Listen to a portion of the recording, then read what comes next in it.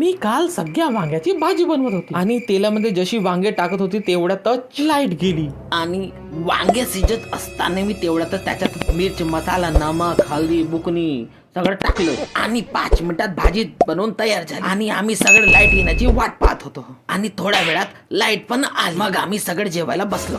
मग मी घरच्या लोकांना इकडे तिकडे भात वाढायला लागले. त्यानंतर भाजी वाढण्यासाठी भाजीच्या बर्तनाची झाकणी उघडली आणि पाहतो तर काय भाजीमध्ये भेपका पडला होता आणि मला माहित आहे की भाजीमध्ये भेपका कोण टाकला.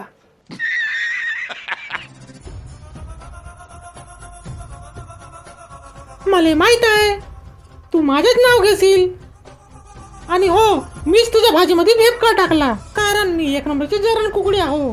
तुझीच बहीण आहो ना मी. ठीक आहे ना बाई, तू माझ्या भाजीत भेपका टाकली ना, आता मी तुझ्या भाजीत उंदीर टाकीन.